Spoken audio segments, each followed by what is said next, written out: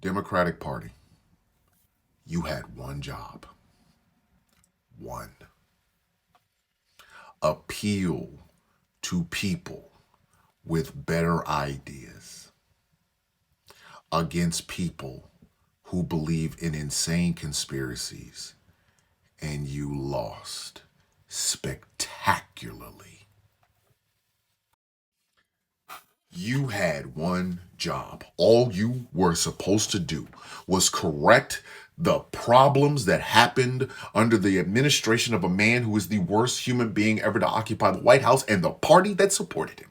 You had one job, and you failed. Spectacularly failed. This is a preview of 2022.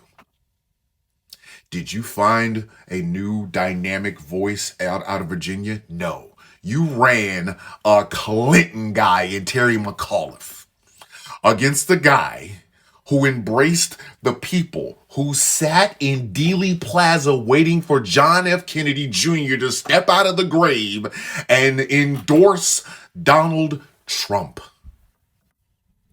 Y'all ran an establishment dude against that. Because, oh my God, we don't want to lose any of that corporate money.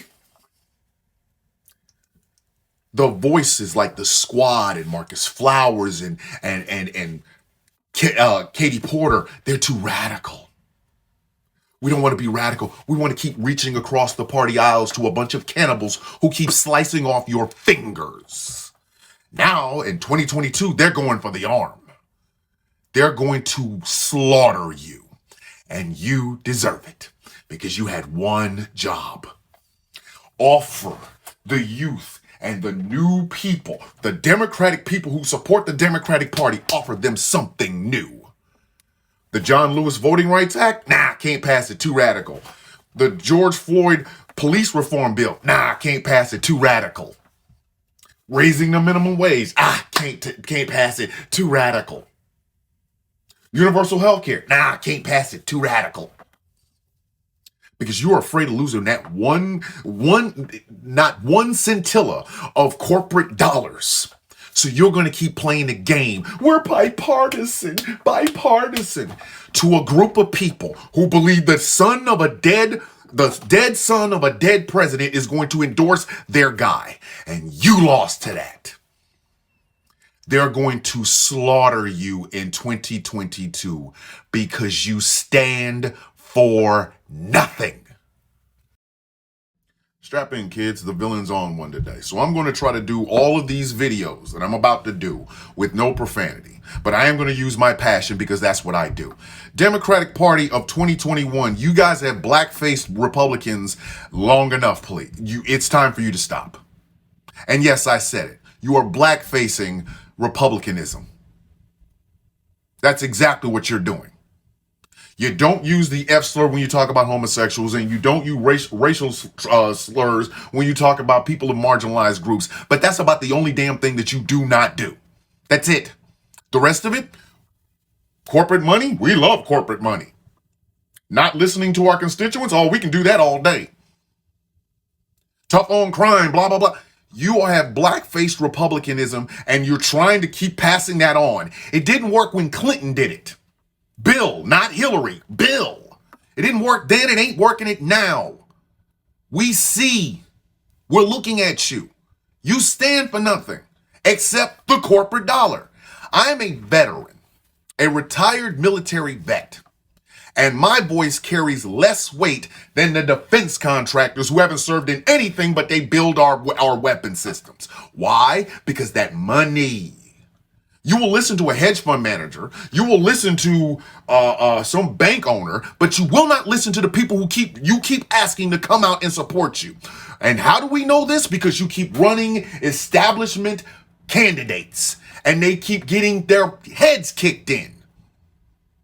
You guys are not ready for 2022 at all because you have ignored the conspiracy horde and tried to pretend like their voices have a place at the table because that's what your corporate donors tell you. We want to hear their voices. Their voices are insane, and you will not call them on it. Joe Biden said it himself. We need a robust Republican Party. We ain't got a robust Republican Party. We have an X-Files episode gone mad. And these are the people you keep trying to reach out to. The people that believe that Hillary Clinton was running a child sex ring under a pizza parlor. Those are the votes you want? Not the activists on the streets? Not the activists in the barrios and the reservations? You don't want them? But you want these nuts? You have become punch drunk off of corporate money.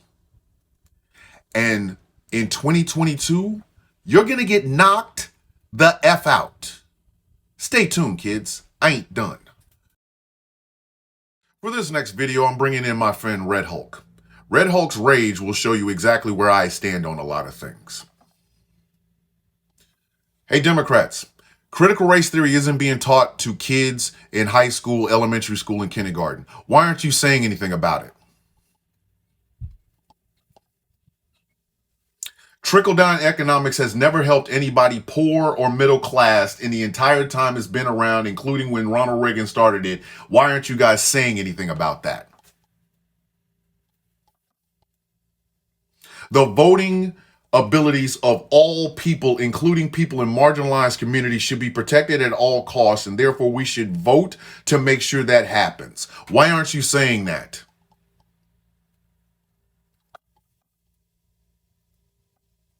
Police should not be able to kill people unarmed, unjustly, and therefore we need to reform how we do law enforcement. Why aren't you saying that? You see, there's something that both myself and Red Hulk have understood. If you have better ideas, people will support them. And when people support them, you win elections. Why do we still have the filibuster again? That's right, because Democrats are afraid that if they get rid of it and Republicans take over, they're going to use that power to pass their agenda the same way the Democrats would do if they didn't have a filibuster in the first place. You know how you stop the Republicans from becoming the majority in state houses and in the federal offices? By coming up with better ideas that people support. If your ideas are better and you actually follow through with them, people will support them. Why aren't we saying that? What do you say, Red Hulk? That is my problem. Y'all, scared money don't make no money. A scared party with no ideas loses. And what have y'all done? Been the fraidy cat party. Y'all will keep running safe establishment candidates who talk the same pablum that everybody else does, and you think that that somehow is going to appeal to the gun-humping conspiracy theories that you desperately want to have. I notice y'all will always go out and pick up a gun, but I have yet to see one of y'all do a commercial where you're standing with a Black Lives Matter protester. I've noticed that one. You're always quick to go in to get a gun to shoot at something, but you never stand with the people. You never stand with them. But you expect the people to support you. What do we say about that, Red Hulk? Nah, not gonna happen. Corporate tax cuts don't play well everywhere. They don't. You know what does play well everywhere? And it's a language everyone can speak? Poor. It works well in every single demographic because everybody knows that everybody who's been in it, anybody who is suffering through it now, anybody that understands the language understands poor. Hey, DNC, how come you can't sell that? Healthcare plays well in a whole lot of demographics all over America. You can sell it to a brother in the inner city, a sister in the barrio, a brother on the reservation, or a sister working a farm. You can sell that to all of them. Universal health care. What a radical idea. You know what doesn't play really well? Not supporting a billionaire tax, especially when there are people eating ramen noodles for the 5th time this week because they can't afford anything else. But you want to protect a guy who has a yacht with another yacht in it and can afford to go to space. It's funny how the DNC will cater their message to the demographic that they're speaking to. Rural areas, let's talk about guns and God and Bibles. Inner city, let's talk about black churches and Black Lives Mattering. The barrio, we can talk about immigration. On the reservation, we can talk about water rights and land rights. So you'll speak to a particular demographic in a certain way, but you will not speak the universal languages that all of us understand. Poor, underworked, or overworked, underpaid, no health insurance, no health care to speak of. You can't speak those languages? Really? Perhaps you should pick up a Rosetta Stone and figure that shit out. Excuse my French. That is your problem, DNC. You want to cater your message, but you expect all of us from all these demographics to support you, to put you in office. When in actuality, you didn't speak to any of us about anything that we all can relate to. Yes, of course, we all have different interests. We have different things that we advocate for. But the universal languages have still been there. They've always been there, and they will continue to be there. And yet you can't find a way to express that to everyone. And you wonder why you're going to get slaughtered next year. I like to call this one talking to the Bill Maher part of the Democratic Party. Here's a little secret, DNC. Pronouns didn't lose you the governorship in Virginia. Didn't. Cancel culture is not going to lose you everything in 2022. It's not. You know what it is? Taking the grassroots support for granted yet again. That's why the slaughter is coming. Because y'all have been in power since January. And all I have heard from you guys is how to reach out to the people who are complaining about cancel culture. We should be allowed to say what we feel.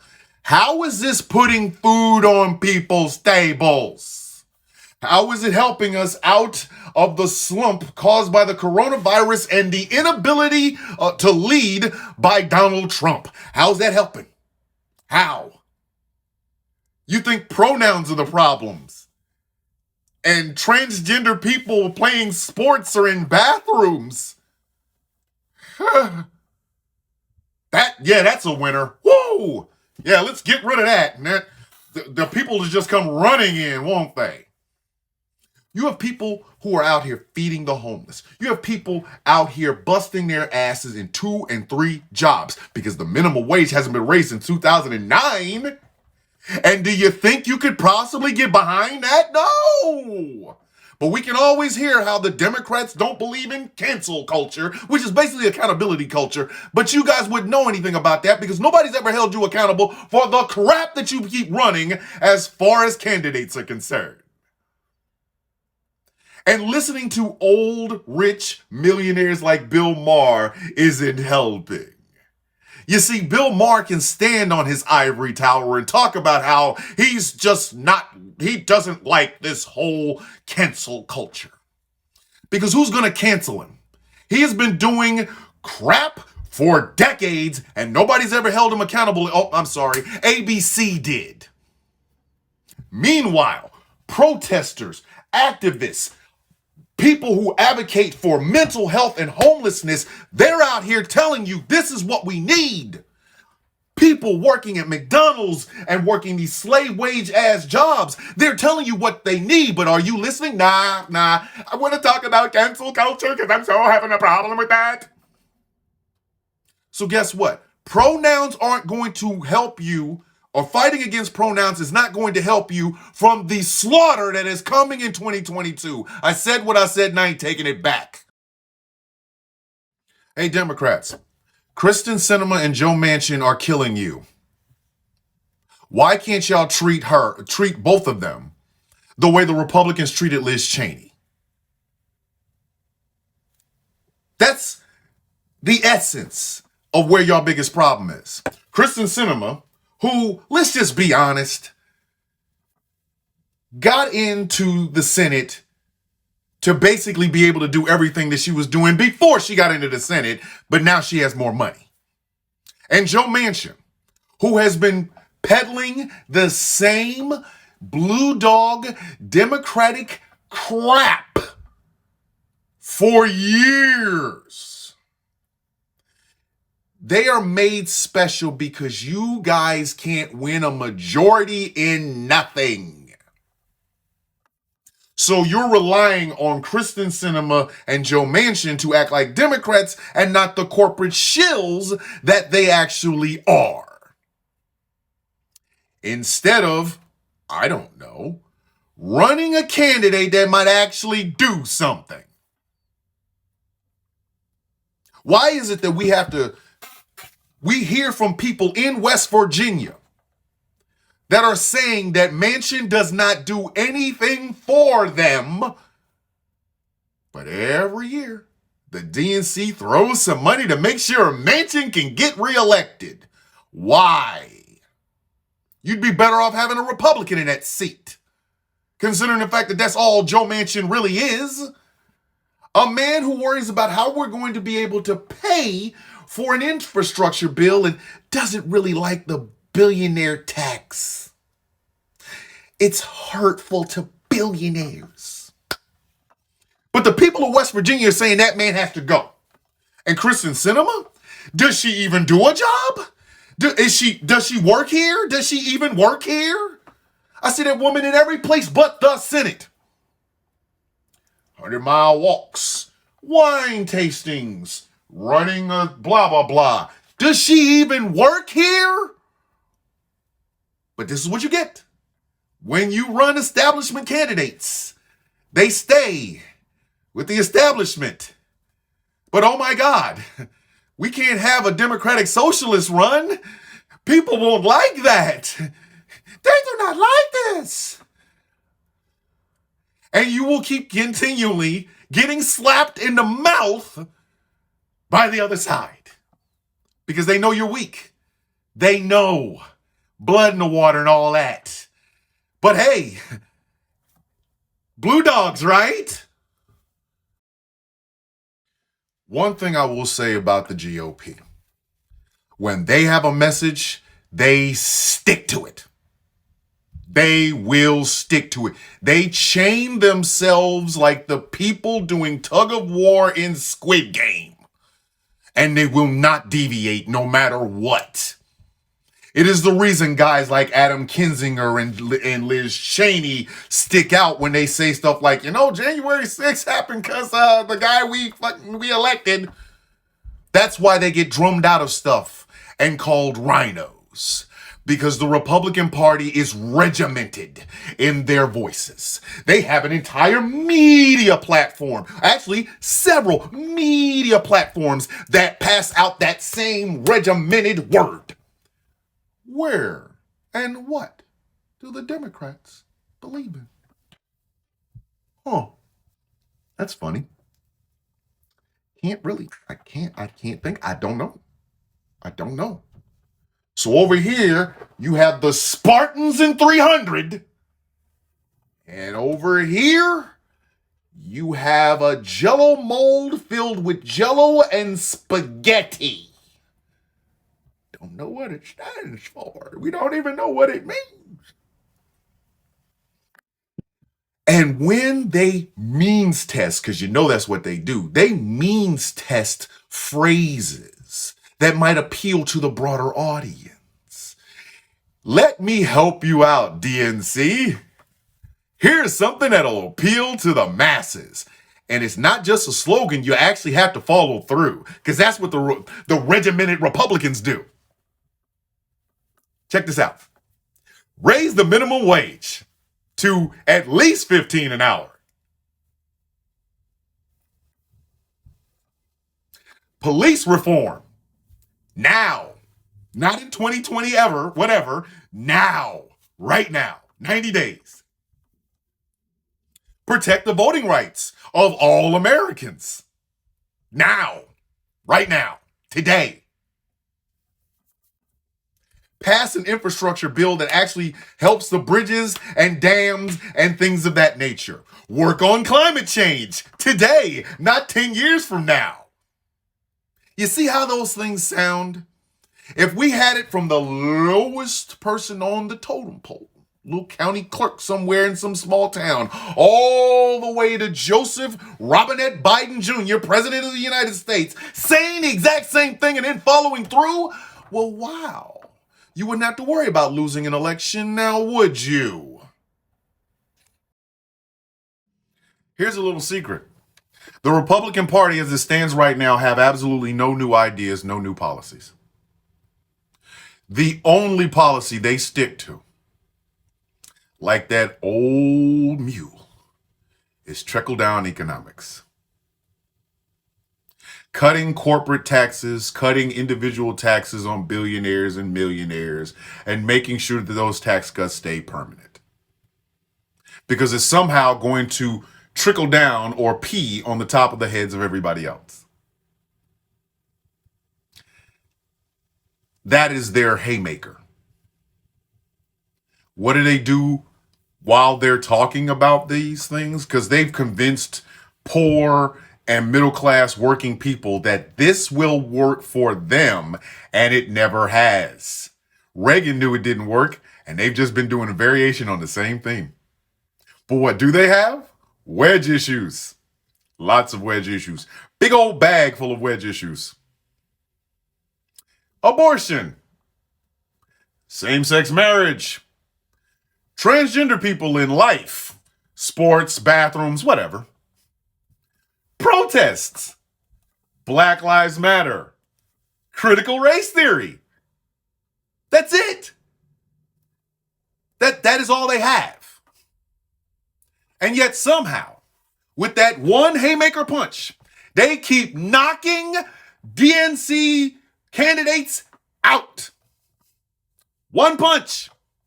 And here the Democratic Party is supposed to be the 100-to-1 overdog. Not underdog, overdog. And they just can't seem to find a way to defend themselves against that one haymaker punch. Because for the rest of the time, they're being peppered with jabs all night. This is supposed to be a slam dunk. They should have killed them. They should have knocked them out in the first half a minute of the fight. But nope. The decision goes to the GOP. Hey, Democrats, how does that feel? Y'all will keep falling into the wedge issue trap, because that's what you do, getting knocked out by those wedge issues. And then when these people get into office, guess what they do? Cut corporate taxes over and over and over again. And somehow the gonorrhea and syphilis-infused piss that's trickling down is supposed to reach the rest of us. How does it feel that y'all can't even fight against something that has been around since Reagan? I mean, seriously, are y'all even trying at this point? I genuinely want to know. Are you even trying? I am almost 50 years old. In 20 years, hopefully, I will make it to 70. If my ideas are still being listened to at 70 years old, there is a problem in the matrix.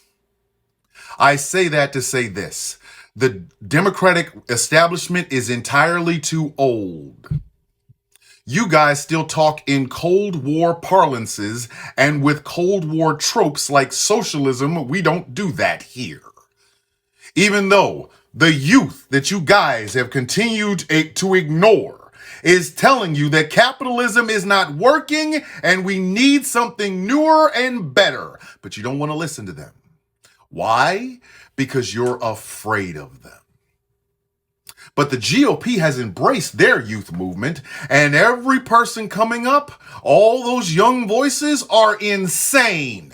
Madison Cawthorn, Lauren Boebert, Marjorie Taylor Greene, J.D. Vance, who's probably going to win his race in Ohio off of this crazy radicalism that started with Trump and won't end until the GOP runs everything.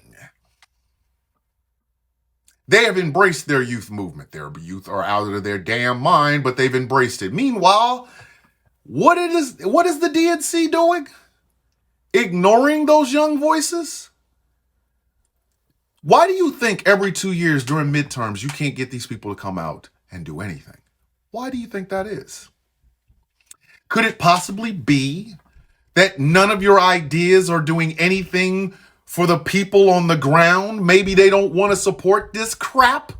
These people are watching the planet burn. They're watching billionaires and this new gilded age, and none of them, none of the youth want to support that. And you wonder why they don't want to come out every 2 years for midterm elections. Oh, they'll show up for a presidential election because you let them know that it's the most important thing and the most important election of their lifetime. No, every election is important of their lifetime, and they know it, and they also know that they're not being listened to. So why would you support them? I made a video when I first got on here that chided people to remember the midterm elections in the next 2 years, but I was wrong. I was dead wrong, because it's not on the youth and the people out there fighting for these things to support you. It is apparent on you to support them. None of you are immortal. All of you will die.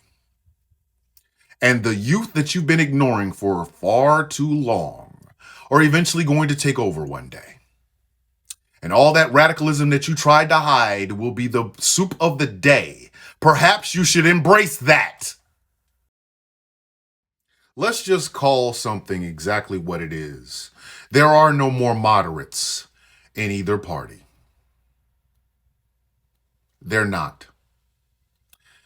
And Democratic Party, you have a problem. You keep chasing love that don't want you. In several campaigns, several elections, y'all have completely lost white men, not all of them, but the majority, and you have completely lost white women. Again, not all of them, but the majority. And while you're chasing these so-called moderate white voices, you are losing everyone else. The backbone of the party is African Americans. Think I'm making that up? Look it up. Yet you ignore the things, the non-radical, should be common sense things that we're asking for. The same thing with the Hispanic vote, the educated vote, the LGBTQIA plus vote. You can't even find a way to look at the demographics and look at the things these people are advocating for and see where they coincide together, and then campaigning on that. No, you keep trying to chase the mythical moderate voter and the equally mythical former Democrat white vote. Even the white votes that you still have are telling you you should be listening to marginalized groups because they are the backbone of your party, and yet you ignore them. And you keep losing. I mean, sure, you get them on a presidential election, especially when you have a candidate as despised as the last president. But those midterm elections, where you guys should be mopping the floor with these people, you keep losing. Why do you think that is? Why? Could it possibly be that you're not listening to the people who are actually going to support you and trying to chase people who have already given you their ass to kiss? They've already explained to you they don't like you.